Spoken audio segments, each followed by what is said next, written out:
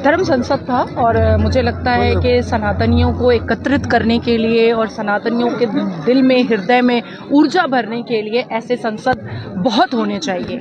365 दिन में 365 दिन होना चाहिए, अलग अलग क्षेत्र में, अलग अलग राज्यों में बड़े तरीके से होना चाहिए। मुझे बहुत अच्छा लगा कि उन्होंने मुझे बुलाया और इतना सम्मान दिया, बहुत अच्छा लगा। अच्छा, आपने जुमे को लेकर बात कही है कि एक तरफ जुमे की नमाज हो तो दूसरी तरफ हनुमान चालीसा, उसको लेकर क्या करना चाहिए?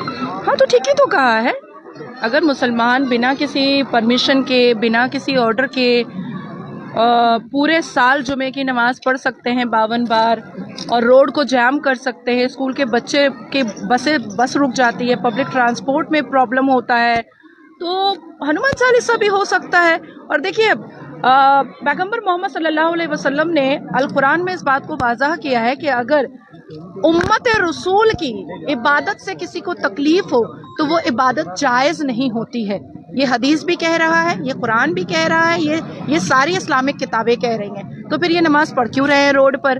तो और मुझे लगता है कि फ्रीडम ऑफ रिलीजन तो हिंदुओं के लिए भी है। हमें हनुमान चालीसा का कार्यक्रम करना होता है तो हमें हाई कोर्ट से परमिशन लेना होता है। मुझे कलकत्ता हाई कोर्ट से जाकर के परमिशन लेना पड़ा था, तो भी राज्य सरकार, ममता बनर्जी की सरकार ने हनुमान चालीसा का परमिशन नहीं दिया।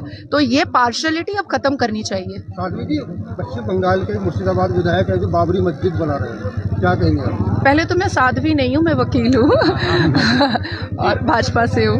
नहीं, मुझे ऐसा लगता है कि एक बाबरी का ढांचा और कानूनी तरीके से और under the barricade of law ध्वस्त हुआ था, तो ये भी ध्वस्त हो जाएगा। अब अनाप शनाप पैसा तो तृणमूल कांग्रेस के विधायकों के पास अनगिनत है। इतने पैसे हैं तोलाबाजी के और लूटपाट के और इधर उधर से विदेश से आए हुए और कहां कहां से आए हुए, तो ये भी एक इन्वेस्टिगेशन का पार्ट बनता है। क्योंकि तृणमूल कांग्रेस की सुप्रीमो और मुख्यमंत्री ममता बनर्जी के जो सबसे करीबी विधायक है फरहाद हकीम, 2021 में उनके विधानसभा का प्रचार करने के लिए पाकिस्तान से द डॉन की एंकर आई थी। तो क्या ही पता कि फरहाद हकीम साहब का पाकिस्तान से भी कोई लिंक होगा।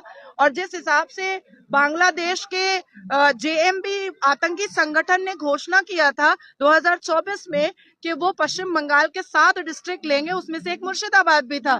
तो हुमायूं कबीर इतना बड़ा जो बाबरी मस्जिद बनाने जा रहा है, क्या पता कि वो पैसा जो है वो बांग्लादेश के आतंकी संगठन से आया होगा। और वैसे भी अभी मोहम्मद यूनुस और मुल्ला मुनीर का जो दोस्ताना रिश्ता है वो कुछ ज्यादा ही चर्चाएं आम पर चल रहा है। तो ये एक इन्वेस्टिगेशन का पार्ट है जो फरहाद हकीम का है।